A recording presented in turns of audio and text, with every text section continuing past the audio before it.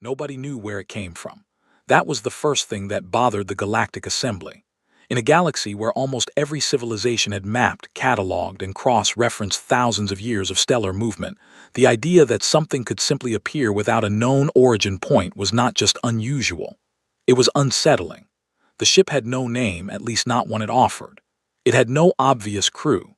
It sent no hails, no transponder signals, no identification codes. It just drifted through the outer rim of the Velthari star cluster one morning, slow and patient, like it had all the time in the universe. And maybe it did. The Velthari were the first to find it. They were a cautious people, deeply diplomatic, the kind of civilization that had survived 4,000 years of interstellar politics by never moving faster than consensus allowed. When their long-range scanners picked up the anomaly, they did not scramble warships. They sent a single science vessel, the Vel Sarath, crewed by 7 of their finest researchers and one very nervous communications officer named Thara Vel. Thara Vel was the one who sent the first message. She spent 3 hours composing it, carefully translating it into every active frequency the Velthari knew, cycling through 42 languages, 9 mathematical notation systems, and 2 forms of pure tone communication used by non-verbal species on the edge of known space. She was thorough, was professional. She was proud of the message she sent. The ship did not respond. Not at first. It waited. The Vel Sarath waited. Thara Vel sat in her communications chair and watched the signal logs with the kind of focused patience her people were famous for. After 6 hours, something changed. A low hum moved through the frequency band. Not a voice, not language, just a tone. A single tone that shifted 3 times and then went quiet. Thara Vel ran it through every analysis program she had. The conclusion her systems reached was one she did not want to accept. The tone meant, no, just that, no entry, no approach, no contact. She tried again with gentler frequencies, this time with a softer mathematical sequence that their xenolinguistics department used when approaching newly discovered species. The response came faster this time. Same tone, same 3-part shift. No. The Vel Sarath captain, an old Velthari scholar named Orath Sel, ordered a respectful retreat. He filed a full report with the assembly. He included every data point they had recorded, every frequency response, every spectral scan of the hull, every gravitational reading. He attached a personal note at the bottom that read, "Whatever this vessel is, it is not confused. It understood our messages. It simply does not want us near it." The assembly read the report with great interest. Then the Keth Ra read it. The Keth Ra were not subtle people. They were large, physically imposing, and had a long history of treating no as the opening position in a negotiation rather than an answer. They had 800 warships and a trading empire that stretched across 31 systems, and they had not gotten there by backing down when things looked difficult. Their admiral, a scarred veteran named Gorek Ven, reviewed the Velthari report for about 11 minutes before deciding he knew what the situation required. The ship was unclaimed. That meant it was a prize. That meant whoever reached it first owned it. Simple as that. He sent 4 cruisers. The cruisers approached the mysterious vessel with their shields raised and their weapons powered, not because Gorek Ven intended to start a fight, but because, in his experience, power projected was power respected. He opened a channel on all military frequencies. He identified himself and his fleet. He informed the ship that it was being claimed in the name of the Keth Ra Consolidated Commerce Authority, effective immediately. The ship was quiet for 47 seconds. Then something happened that the 4 cruiser captains would spend the rest of their lives trying to explain accurately. The ship did not fire weapons. It did not raise shields. It did not move. It simply emitted a pulse. A focused, directional pulse of energy that hit all 4 ships at exactly the same moment. Not hard enough to destroy them, but hard enough to make a point.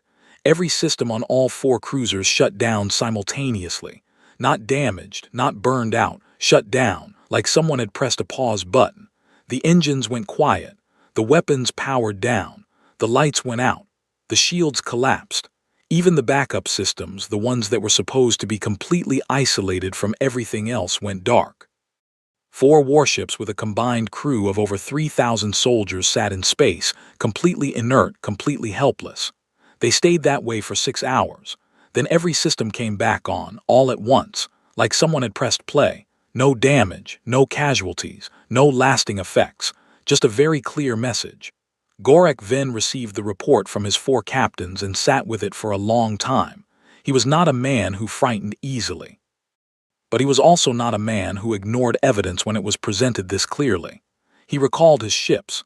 He filed his own report with the Assembly and included a recommendation that no further military approaches be made. Word spread fast. It always did in the Assembly.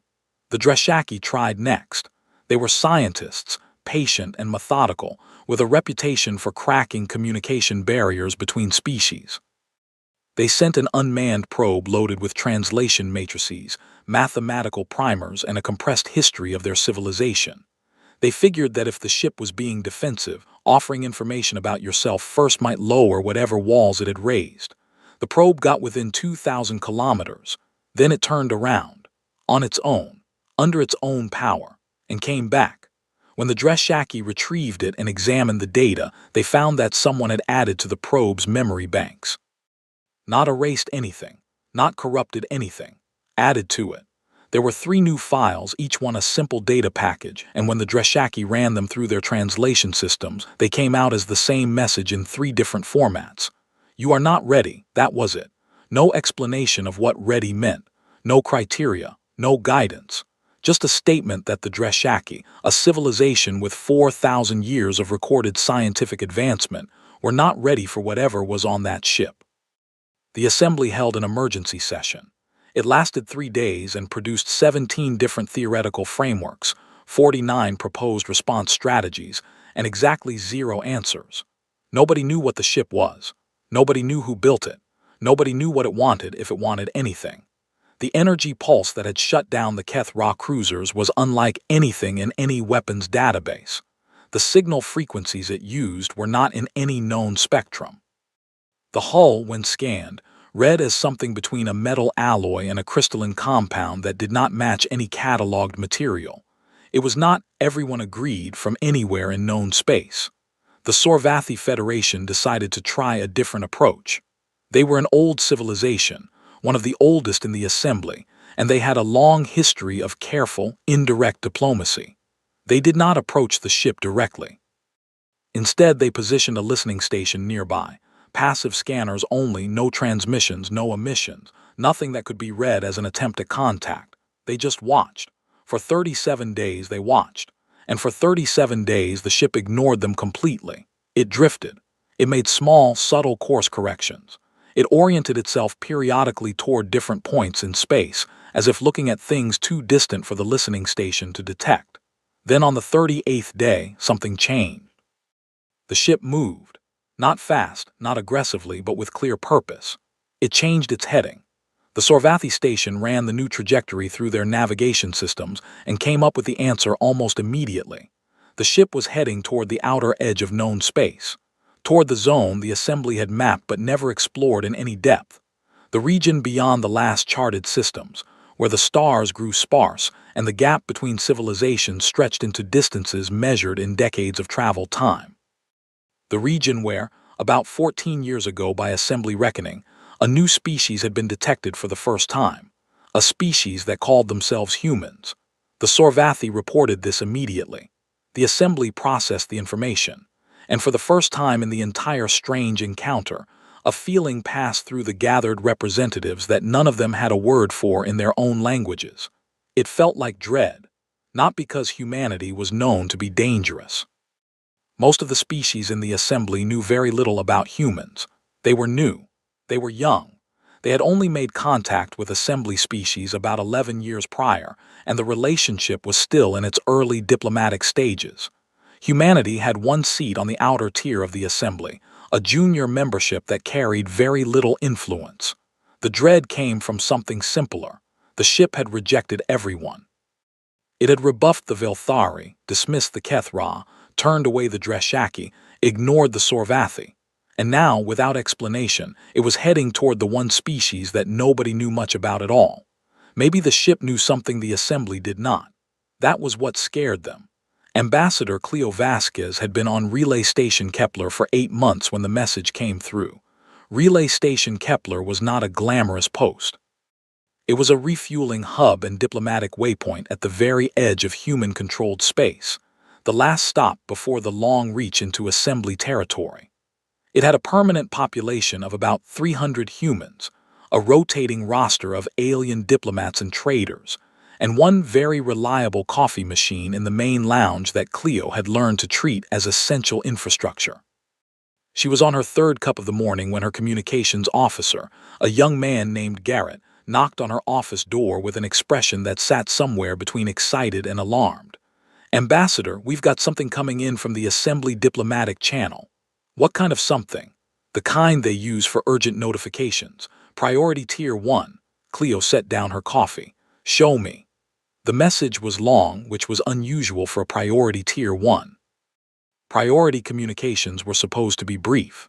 This one included a full incident report covering the last 6 weeks, starting with the Velthari science vessel and ending with the ship's current heading. There were data attachments, scan results, energy pulse analyses, the 3 messages from the probe, a formal note from the assembly asking humanity to be aware that an unknown vessel was approaching their region of space and requesting a status update as soon as contact, if any, was made. Cleo read it twice. Then she sat back in her chair and thought for a moment. "Garrett," she said, "what's our nearest ship to the projected intercept zone?" "The ISV Meridian. She's a science vessel about 2 days out. Captain Torres is on board." "Get me Torres." Captain Isabella Torres appeared on the screen 10 minutes later, clearly fresh from a briefing of her own. She was a compact woman with close-cropped hair and the kind of steady expression that came from spending 15 years in deep space where things going wrong was part of the job. "Ambassador," Torres said, "I assume you've seen the assembly report." "I have. What's your read on it?" Torres leaned back slightly. "Honestly, everything they've done wrong so far." Cleo raised an eyebrow. "Walk me through it." "The Velthari sent one message on repeat in 42 languages. That's noise. Too much input at once for something that might process sequentially. The Kethra showed up with weapons live. The Dreshaki sent an unmanned probe which might read as dismissive, like you're not willing to show up yourself. And the Sorvathi just watched without engaging at all." Torres shrugged. "If this ship is evaluating how species make contact, every one of those approaches had a flaw. And what would you do differently?" Torres was quiet for a moment. "I'd go in slow. One ship, no weapons. I'd transmit on a single clean frequency. Simple first. Math, primes, not because it's clever but because it's honest. You're not pretending to already know how to talk to something you've never met before. You're starting from zero, showing that you're willing to learn." Cleo looked at her for a long moment. "The assembly is going to want to be involved," she said. "I know. They're going to want to send observers." "I know that too." "Are you comfortable making this approach with eyes on you from half the species in the galaxy?" Torres almost smiled. "Ambassador, I've done deep space mapping runs in systems where our charts were wrong and our backup systems had already failed. I think I can handle observers." "All right," Cleo said. "Take the Meridian in, go slow, keep an open channel with me and Torres." "Yes. Don't be impressive, be genuine." Torres nodded once and the screen went dark. The ISV Meridian was not a warship. It was not designed to be intimidating, or fast, or heavily armed. It had 2 small defensive systems that most assembly species would have considered barely worth the space they occupied. It was a science vessel built to go places and look at things carefully and come back with good data. Its crew of 42 included 14 researchers, a medical team, a small engineering department, and a bridge crew that Torres had personally chosen over the course of her career. They picked up the mysterious ship on long-range scanners 14 hours before projected intercept. Torres ordered a course reduction immediately. They would not approach fast. They would not announce themselves loudly. They would drift in slowly, the way you approach something fragile or unpredictable, with your hands visible and your intentions clear. When they were 4 hours out, Torres had the ship go to minimal emissions. Not because she was trying to hide, but because she wanted the approach to be quiet. Low power, small profile. She did not want to overwhelm whatever sensors the other ship had. She wanted to arrive the way you'd walk into a library rather than the way you'd walk into a party. At 2 hours out, she opened a single frequency. She did not say anything immediately, she just opened it, Let it be known that the channel was there. Then she transmitted a sequence of numbers, primes starting from 2, just that, 2, 3, 5, 7, 11, 13. A pattern that any intelligence capable of mathematics would recognize as intentional, not a greeting, not a demand, not an offer, just a quiet way of saying, I know how numbers work. Do you? The mysterious ship did not respond right away. Tors held course. She did not increase speed. She did not change frequency. She did not add anything to the transmission. She just sent the prime sequence on a slow loop and let it run. 41 minutes later, the ship responded. It continued the sequence. 17, 19, 23, 29. Each number correct, each one picking up exactly where the meridian sequence had left off.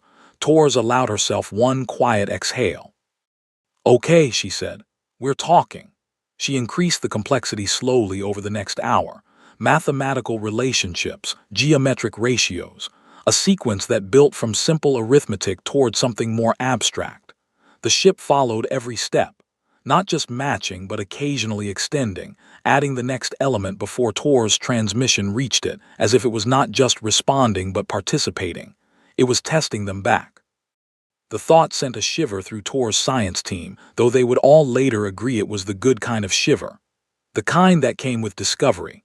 When Tors felt the mathematical exchange had run its course, she switched to something different. She had her communications officer, a linguist named Dr. Park, begin transmitting what they called a basic context package. Not a full language primer, just simple paired concepts. Light and dark, hot and cold, fast and slow. Binary oppositions that most cognitive systems, regardless of origin, developed early. The ship was quiet for 11 minutes after the first package. Then it did something nobody had expected. It transmitted back, not the same package, a different one, its own version, its own set of paired concepts. And when Dr. Park's team ran the analysis, they came out with something clear enough to understand even without a full translation matrix. Near and far, old and new, known and unknown. Tors read the analysis over Park's shoulder. She looked at the near-far pairing for a long moment. It's asking us to come closer, Park said. I know, Tors said. Captain, take us in. At 500 kilometers, the mysterious ship was visible on their direct optical feed. Tors stood on the bridge and looked at it in silence for almost a full minute before she trusted herself to speak. It was not like any ship she had ever seen. She had seen a lot of ships in 14 years of deep space work. Velthari science vessels with their elegant swept profiles. Keth Ra warships built like industrial fortresses. The long, slow arcs of the Sorvathi. She had seen ships old and new, large and small, graceful and brutal. This ship looked like none of them. It was not quite organic in shape, but it was not geometric either. It had the kind of form that felt like it had grown rather than been built, the way certain crystals grew in predictable but non-repeating patterns. It caught the light of the nearest star and did something with it that Tor's science team spent 3 hours arguing about, because the hull seemed to absorb certain wavelengths and emit others, almost like it was breathing. It was also, their instruments were now confirming, much larger than it had appeared from a distance. The initial scans had estimated perhaps 800 meters in length. At 500 kilometers with better resolution, that number had changed. 7 kilometers, said Chief Science Officer Dr. Amara Osai, reading from her console. Minimum estimate could be closer to 9. And we're the ones who went in for a closer look, said Tors. We're the ones it let come in for a closer look, Osai corrected. That was a fair point. The mathematical exchange continued as the meridian held position. Dr. Park's team was building a working translation structure now, a framework rough enough to convey intent if not precise language. The concepts coming from the ship were complex, layered, and completely unlike any contact language Tors had encountered in assembly space. But they were not incomprehensible. They had internal logic. They built on each other in ways that a patient mind could follow. Tors was patient. It took 6 hours to reach the point where something like a real exchange became possible. Not conversation, not yet, but statement and response, question and answer at a basic enough level that intent could be established. Dr. Park turned from her station with a look Tors had never seen on her before, a look that was trying to stay professional and was not quite succeeding. Captain, she said, it wants to know what we are. Tell it we're human. I did. It doesn't have that in its reference. So I gave it the basic biological descriptor. And, Park hesitated, it wants to know how long we've been in space. Tors blinked. That's an odd question. I thought so too. I gave it our honest answer. About 150 years of sustained spaceflight interstellar travel for about 60 of those. The pause before the next transmission was longer than usual. When it came, Park read the analysis twice before she spoke. It says, she said carefully, that explains it. The message went back to Ambassador Vasquez within the hour. She read it in her office with a cup of coffee going cold beside her, reading the transcript of the exchange between Tors and the unknown ship, reading it slowly because there was a lot in those lines that she did not want to miss. When she finished, she read it again. Then she connected Tors on a private channel. "Walk me through, that explains it," she said. Tors was on the bridge of the Meridian, and over the channel Vasquez could hear the soft background noise of a science vessel running quiet. "We're still working through it," Tors said.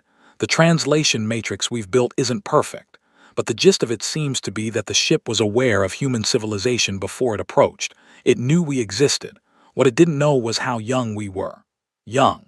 In spaceflight terms, 150 years is very young, Cleo. Most assembly species have been in space for thousands of years, some of them for tens of thousands. By that standard, we're infants. So why approach us?" Tors was quiet for a moment. "We asked, in about 12 different ways using everything Park's team had built so far. The answer keeps coming back to the same thing." She paused. "It chose us because we're not afraid of what we don't know." Vasquez set down her coffee. "Explain." "The way we understand the answer. And again, this is rough translation. The ship has encountered hundreds of species over a period of time it hasn't given us units for yet, but which seems to be very long. Every species it's encountered has responded to contact with it using frameworks built on what they already know. Old knowledge, familiar categories, assumptions. It said the Velthari talked to it in 42 languages because they were afraid that talking in fewer would be insufficient. The Kethra came with weapons because force is what they know. The Dreshaki sent a probe because direct contact felt risky. The Sorvathi just watch because observation is what they're comfortable with. And we sent one ship," Vasquez said slowly. "One ship, no weapons ready, and we started with primes." Tors paused again. "Park's interpretation, and I think it's a good one, is that using primes as an opener isn't just a communication strategy. It's a statement about your own thinking. You're starting from a place of not knowing how to talk to something, and you're being honest about that. You're saying, I don't know your language, but I know this, and I'm going to see if we can build something from here together." Vasquez stared at the wall for a moment. That's what impressed it. Not just that. There's more. Tor's voice shifted slightly, less analytical, more careful. The other species that tried to approach it had long histories in space. Thousands of years of encountering new things and developing frameworks for dealing with them, which means they also had thousands of years of developing assumptions, ways of categorizing new contact situations that felt safe and familiar because they'd worked before. And we don't have that. We've only been out here for 60 years, Cleo. We don't have deep assumptions yet. When we met something we'd never seen before, we just tried the most honest thing we could think of.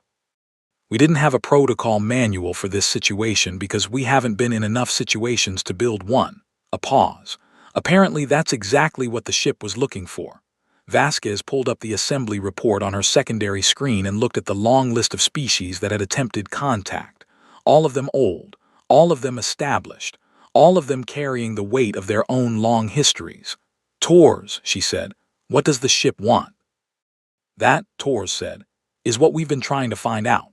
The exchange took another 4 days.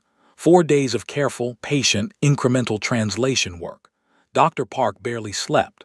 Her team worked in rotating 6-hour shifts, building the framework concept by concept, testing each new structure against the ship's responses, adjusting when the responses suggested they'd misunderstood, pressing forward when the responses confirmed they were on the right path. Tors ran the Meridian on minimal operations so that the crew's energy could be focused on the communication effort. She ate at her station. She slept in 4-hour intervals. The assembly was watching. Representatives from 11 species had positioned observation vessels at respectful distances, far enough to avoid interfering with the contact, but close enough to receive real-time data feeds. Ambassador Vasquez had established a formal reporting protocol with the Assembly's Contact Monitoring Office, sending updates every 12 hours. The updates read like something from a history book that hadn't been written yet. By the end of the second day, the translation framework was solid enough to convey complex ideas, not perfectly, not with nuance, but well enough to be useful. The ship's communication style was nothing like any language Vasquez had studied. It didn't work in linear statements the way most assembly languages did. It worked in layered concepts, multiple meanings carried simultaneously in a single transmission, like a chord in music rather than a single note. Dr. Park described it as the most sophisticated communication architecture she had ever encountered. The ship itself, it eventually conveyed, was not crude in the way most ships were crude. It was not empty either, but the entities it carried were not passengers or operators in the usual sense. The relationship was something the translation framework couldn't quite capture in direct terms. Park's best approximation was that the ship and those within it existed in a state of mutual chosen interdependence, each an irreplaceable part of what the other was. The ship was alive in some functional sense of the word, not biological exactly, but aware, present, intentional. It had been traveling for a long time. The units it used for time were unfamiliar, but cross-referenced against known stellar positions mentioned in its data. Tor's navigation team came up with estimates that they reported to Vasquez, with a clear note that they were not fully confident in the numbers. The estimates ranged from 40,000 to well over 100,000 years. When Vasquez included that in her update to the Assembly, the observation vessels went very quiet for about 3 hours. By the end of the third day, the ship had begun sharing something that Park classified as memories or the closest equivalent. Not images, not narratives, something more abstract, sequences of conceptual data that conveyed experience without the medium of language. The science team spent hours processing each one. Some were clear, some were not. What came through clearly was this: the ship traveled. It always had. It moved through the galaxy in long arcs, following patterns that it chose based on criteria it hadn't fully shared yet. When it encountered inhabited systems, it observed. It did not always make contact. Most of the time it didn't. There was no compulsion driving it to collect species or catalog civilizations. It wasn't a survey ship or an ark or a weapon. It was something more personal than any of those things. It was, as best the team could understand it, looking for something specific. On the fourth day, they finally built the framework sophisticated enough to ask what. The ship's response took 3 hours to arrive. When it did, Park sat with it for another 2 hours before she brought it to Torres. Torres read it once. Then she called Vasquez. "It's looking," Torres said, "for minds that have not yet decided what the universe is." The channel was quiet for a long moment. "Explain that," Vasquez said. Every civilization it's encountered at the point of contact had already developed a complete working model of what the universe was, how it worked, what it meant, what occupied it. Even young ones, species that had only been in space for a few hundred years, had already built those frameworks based on what they'd seen, based on their biology, based on their world's particular way of shaping minds. Torres paused. The ship says that once a civilization has that complete model, it can still learn new things, but it interprets them through the model. New things become cases that fit into existing categories, or they become anomalies that have to be explained away. The fundamental framework doesn't change. And humans, Vasquez said slowly, we're new enough that the model isn't finished yet. Tor's voice was quiet. Not for most of us. We've had enough exposure to the universe to know it's complex, but not so much that we've calcified around a single interpretation of it. We're still in the phase where new information changes how we think, not just what we think. A long pause. The ship says that's rare. It says it hasn't seen it in a very long time. Vasquez looked out the window of her office at the stars beyond Relay Station Kepler. She'd been born on Earth, in a city under skies that she hadn't learned to read until she was in her 30s. She'd come to diplomacy late, after a career in xenolinguistics, after a life spent being interested in things she didn't understand. That was the thread through everything she'd done. Interest in what she didn't understand. Not fear, not assumption, just interest. "What does it want from us?" she asked. It doesn't want anything from us in the way that implies transaction, Torres said. But it wants to talk. It wants to keep talking. And it wants, if we're willing, to show us something. Show us what? That's the part, Torres said, where the translation gets complicated. The assembly convened an emergency full session. This was unusual. Full sessions of the Galactic Assembly were typically reserved for crises, wars, famines, the kind of extinction-level events that required collective response. Convening over a single unknown vessel was not standard procedure.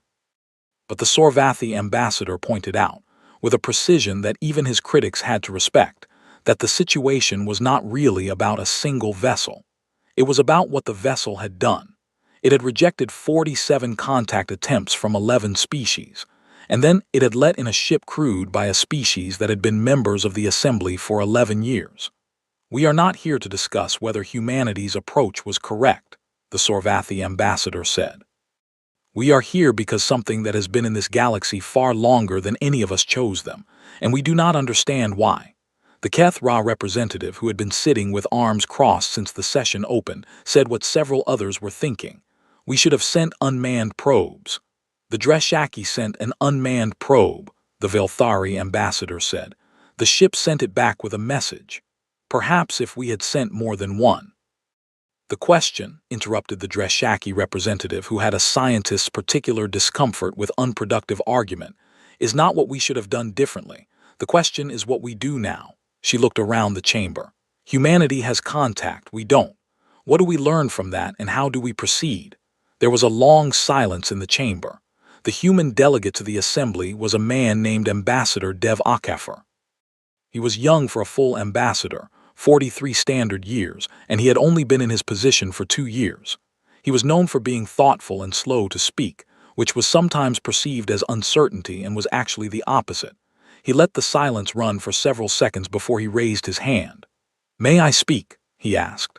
The assembly president nodded.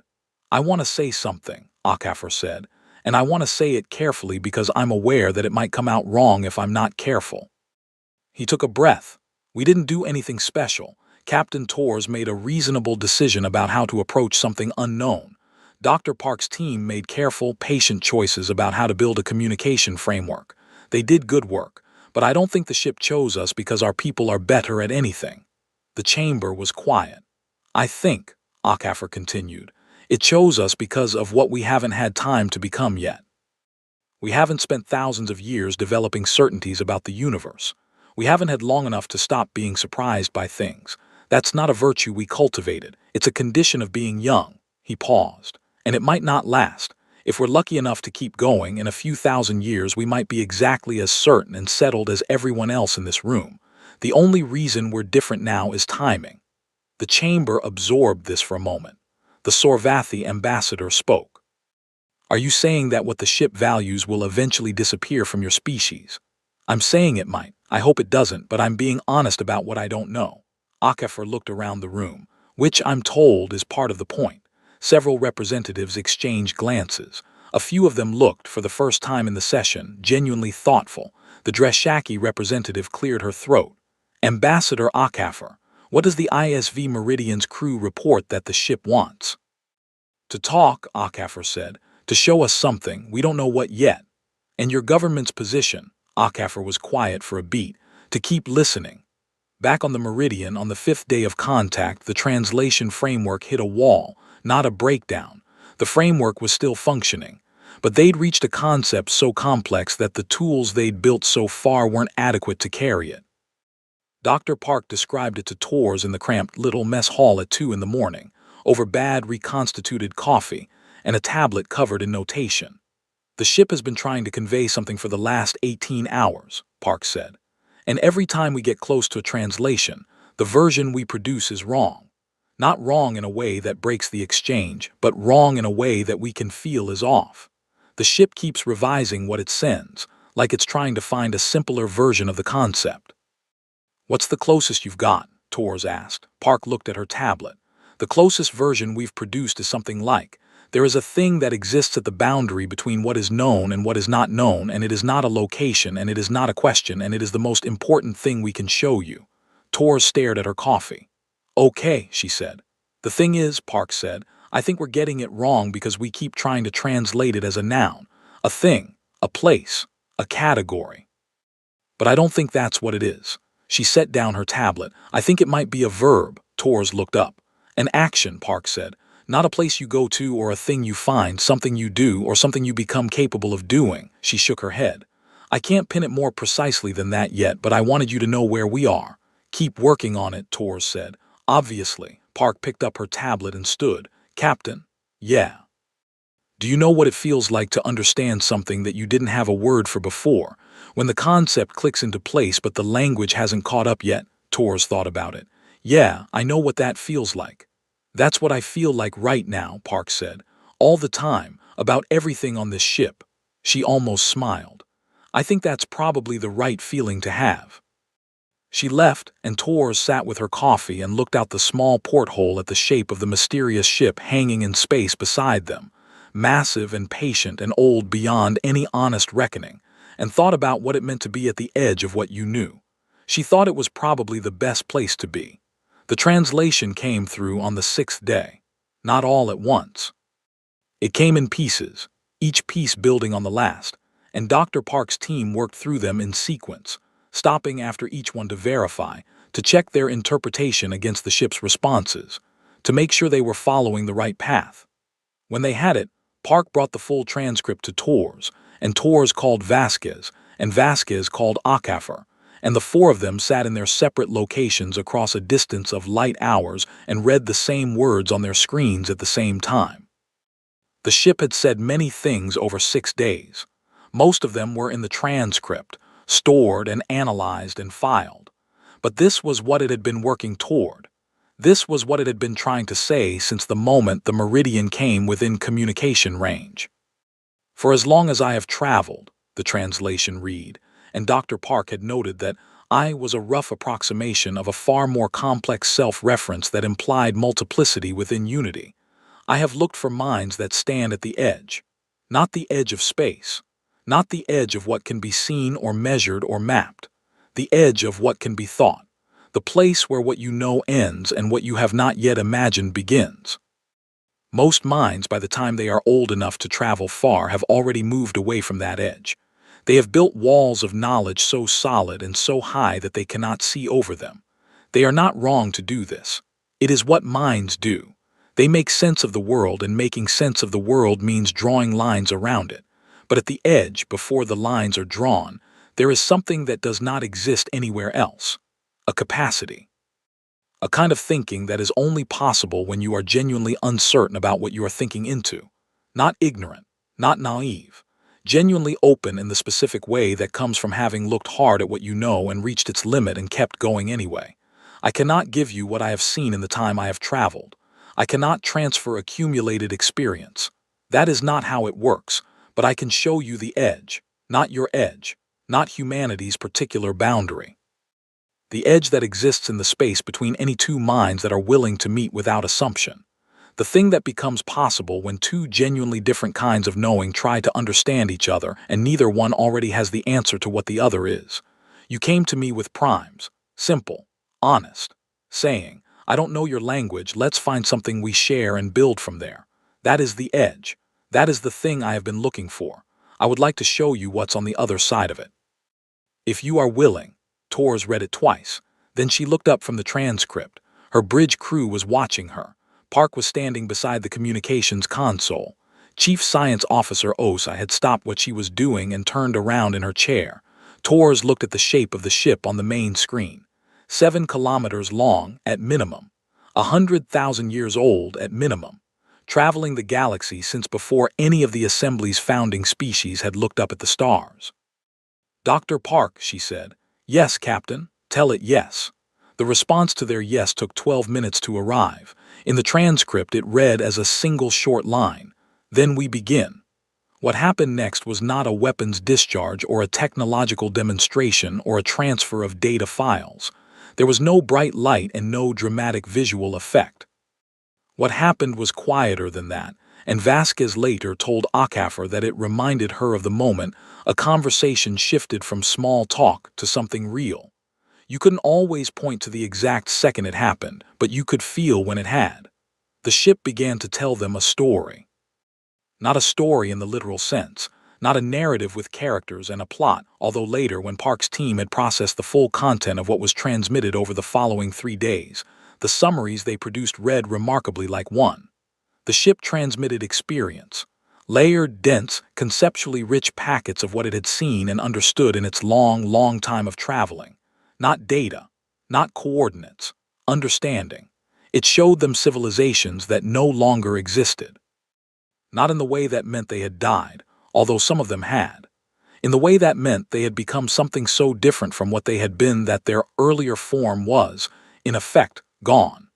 It showed them what happened at the point when a civilization reached the edge of what it could understand and chose to stop rather than continue. It showed them what happened when a different civilization reached the same edge and chose to keep going. It showed them the difference between those outcomes in terms that were not about technology or military power or political organization. The difference was in how those civilizations thought, what they were willing to hold as uncertain, how they treated the things they did not know.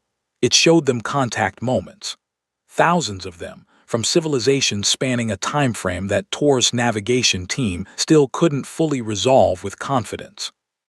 First contacts, second contacts, the moment when two species that had been trading for generations finally understood something about each other that they hadn't before.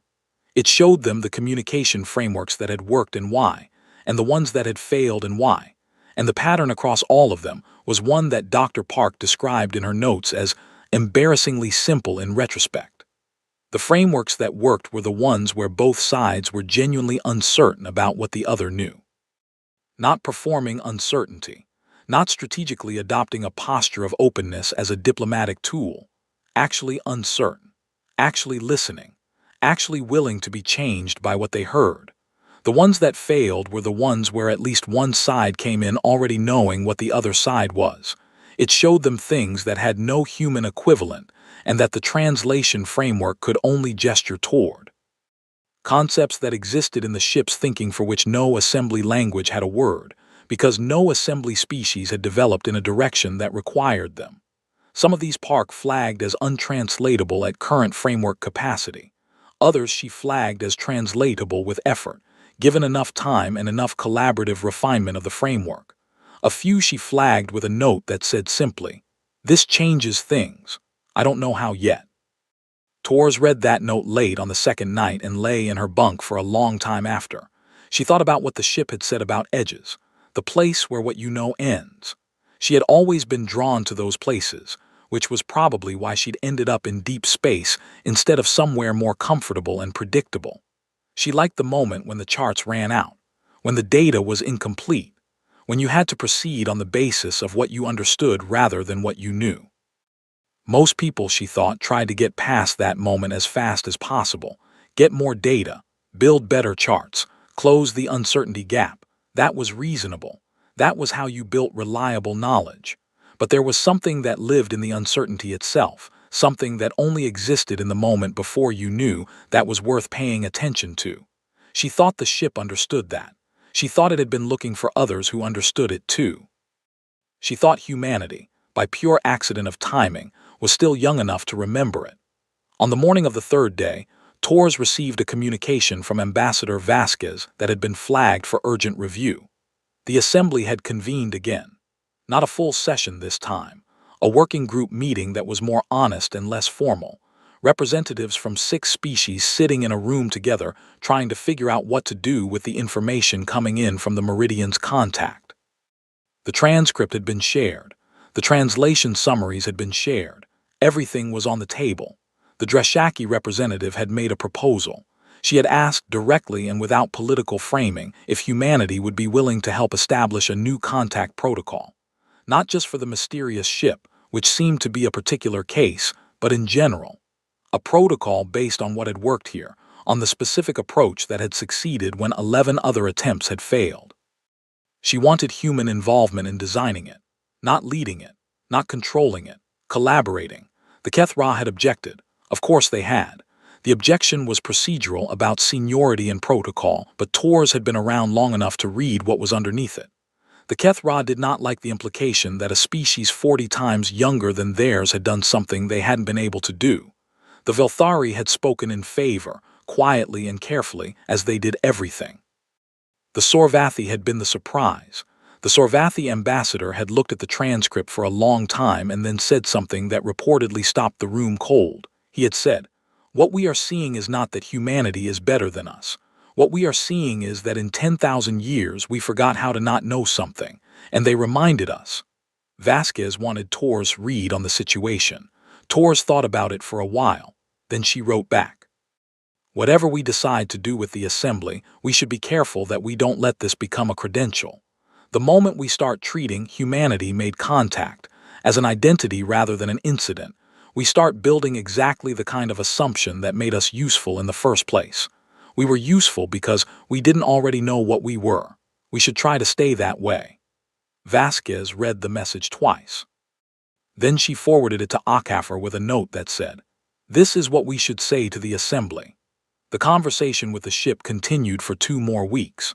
By the end of it, the translation framework Dr. Park's team had built was, in her own words, "the most complex communication structure I've ever worked with, and it's still only about 60% of what this ship is trying to say."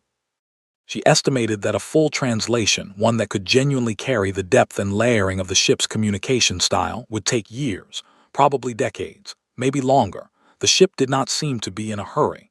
That was one of the things Tors had come to understand about it. It did not experience time the way the Meridian's crew did. Not slower exactly, not disconnected, but with a different relationship to duration. It had been traveling for a long time. It intended to keep traveling. A decade, a century, even a millennium were not, from its perspective, unusually long to wait for something.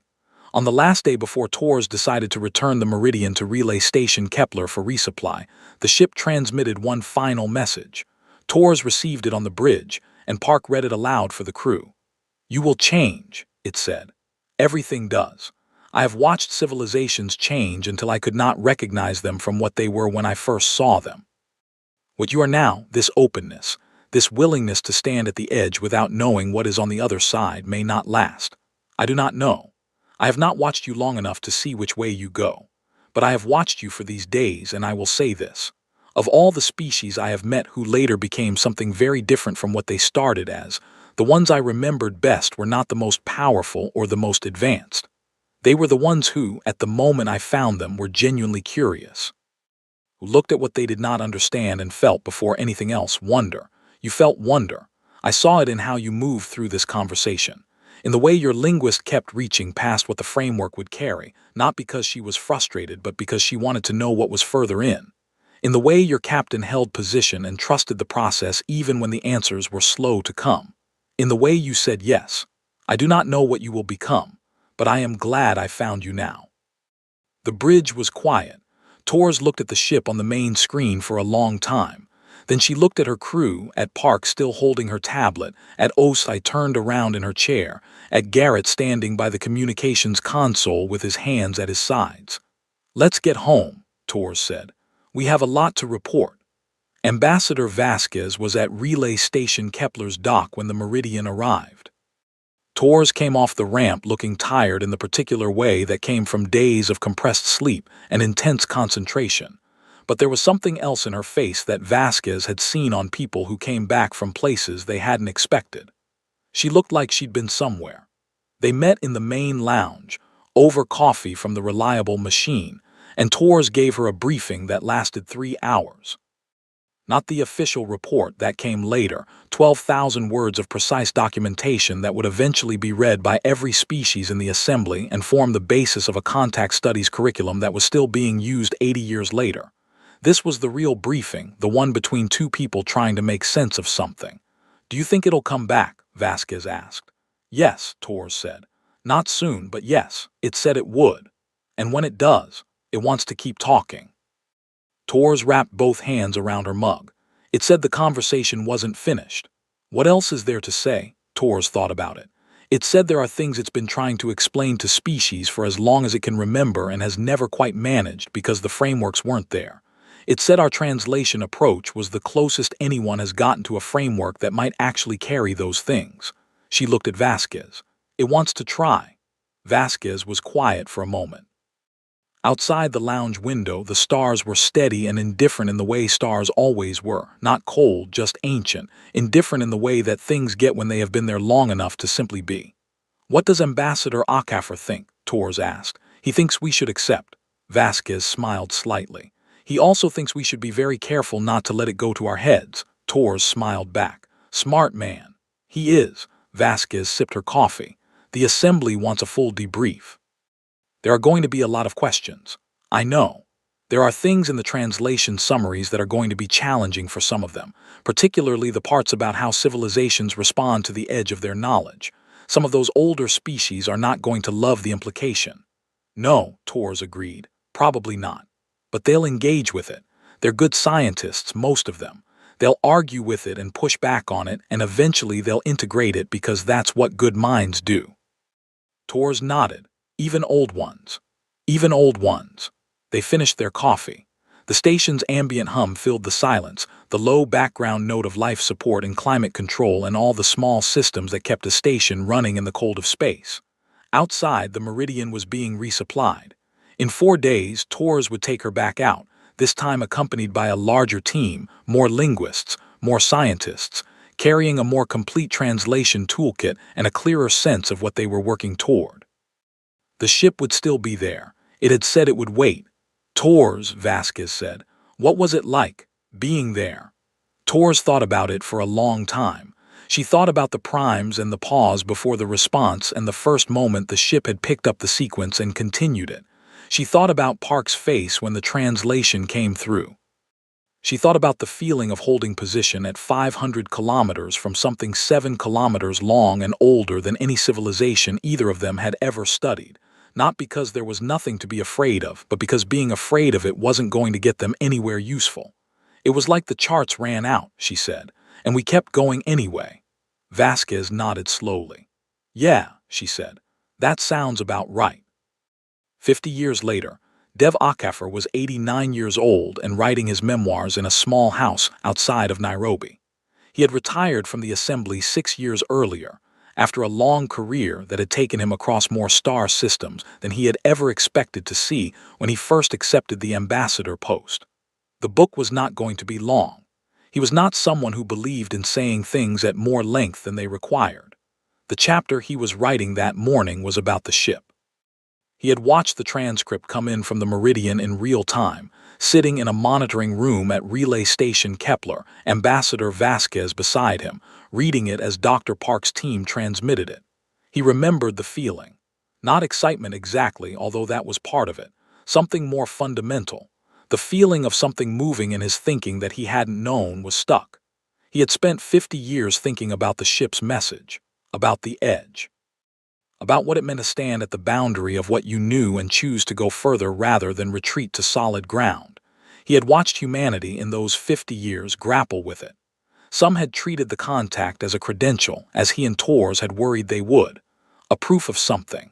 A reason to feel chosen. That had caused problems. It usually did when you started believing you'd been singled out for a reason. But others had taken the harder lesson. The one that said, what made you useful was not something special about you. It was something ordinary about you. Your youth. Your uncertainty. The fact that you hadn't had time yet to decide what the universe was. Keeping that, Akafor had come to believe, was the actual challenge. Staying uncertain about the right things. Staying open. Not naive, not ignorant, but genuinely uncertain in the specific way the ship had valued. The way that kept asking even when you'd already been given an answer, because you knew the answer was probably incomplete. The ship had come back as Torres had predicted. Twice, in the 50 years since first contact. Both times it had stayed longer. Both times the translation framework had carried further.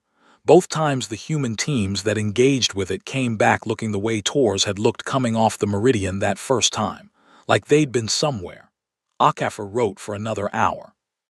When he stopped, he looked out the window at the Nairobi afternoon, at the ordinary sky above his ordinary house, and thought about all the places that sky had once seemed to end and had turned out not to.